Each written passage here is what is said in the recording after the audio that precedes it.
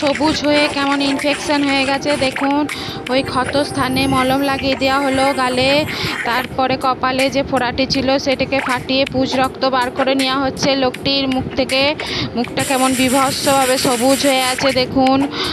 তারপরে দেখুন ওখানে ওই ক্ষত স্থানে মলম লাগিয়ে দেওয়া হচ্ছে দেখুন আপনারা। ক্ষত স্থানে কীরকম মলম লাগিয়ে দেওয়া হচ্ছে। এরপর ইঞ্জেকশন নিয়ে একটা ইঞ্জেকশন করে দেওয়া হবে ঠোঁটে। ঠোঁটে যে কাটাগুলো ছিল সেগুলো ঠিক হয়ে গেল। এরপর গোঁফটাকে শেপ করে দেওয়া হলো দেখুন। এরপর মুখটা সবুজ অংশটা ভালোভাবে মুছে দেওয়া হচ্ছে।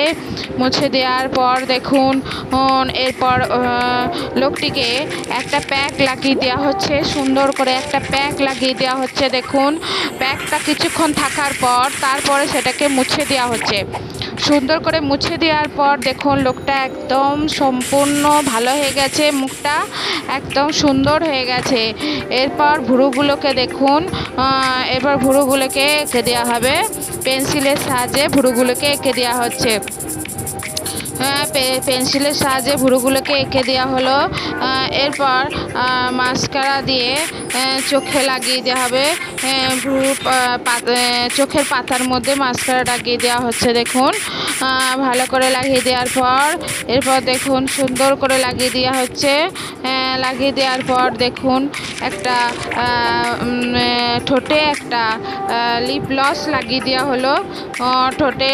তারপর গালে একটা পাউডার লাগিয়ে দেওয়া হচ্ছে দেখুন, ফেস পাউডার লাগিয়ে দেওয়া হলো। এখন লোকটি সম্পূর্ণ সুস্থ, ভালো হয়ে গেছে দেখুন। আগে কেমন মুখটা ছিল সবুজ মতন ইনফেকশান, সেখানে থেকে লোকটি সম্পূর্ণ সুস্থ এবং ভালো হয়ে গেছে দেখুন।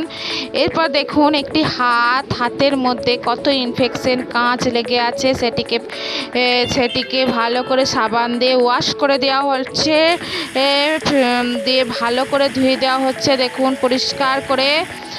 পরিষ্কার করে ধুয়ে দেওয়ার পর দেখুন কি হবে এরপর দেখুন। দেখতে থাকুন এবং মজা নিতে থাকুন দেখুন। এরপর বড় বড় পোকাগুলিকে হাত থেকে বার করে নেওয়া হচ্ছে এবং কাঁচ ফুটে আছে সেই কাঁচগুলোকেও বার করে নেওয়া হবে দেখুন। কাঁচগুলোকে বার করে নেওয়া হচ্ছে চিমটের সাহায্যে।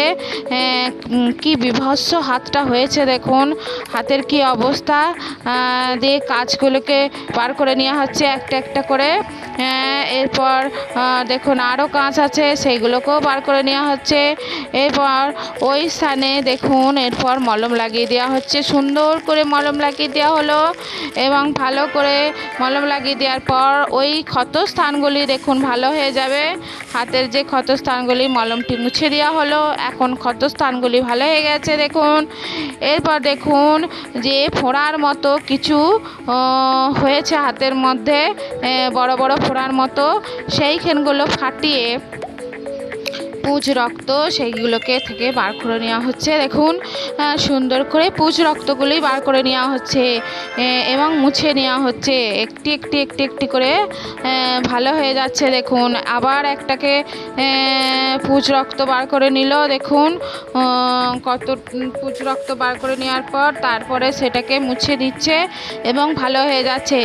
এরকম প্রত্যেকটাকে পুজ রক্ত সব বার করে নেওয়া হবে দেখুন, ফাটিয়ে পুজ রক্ত সব বার করে নেওয়া হচ্ছে একটা করে, একটার পর একটা। আপনাদের মজা লাগলে এবং ভালো লাগলে অবশ্যই সাবস্ক্রাইব এবং লাইক করবেন।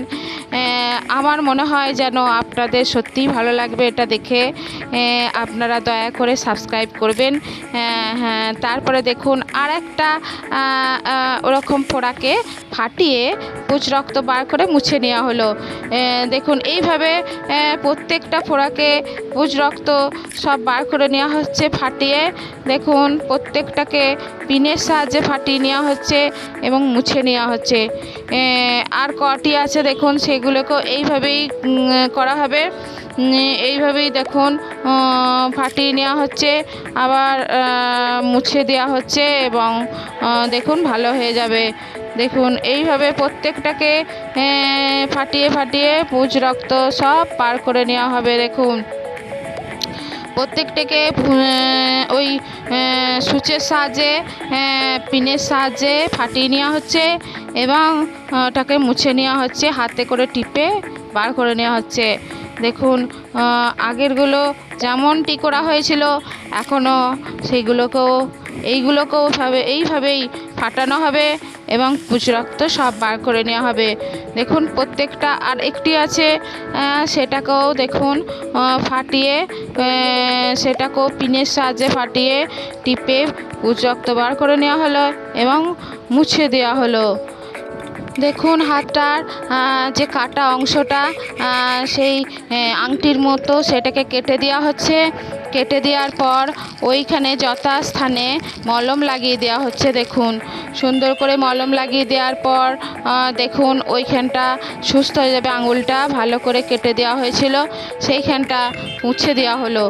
এরপর যে কাটা জায়গাটি আছে সেখান থেকে চামড়াটা তুলে নেওয়া হচ্ছে এবং তুলে নিয়ে দেখুন হাতটার মধ্যে যে কাটা অংশটা ছিল সেটাতে আবার মলম লাগিয়ে দেওয়া হলো। দেখুন দিয়ে তারপরে মুছে দেওয়া হচ্ছে। মুছে দেওয়ার পর দেখুন ভালো হয়ে গেছে, হাতটি একদম অনেকটাই সুস্থ হয়ে গেছে, সম্পূর্ণ সুস্থ।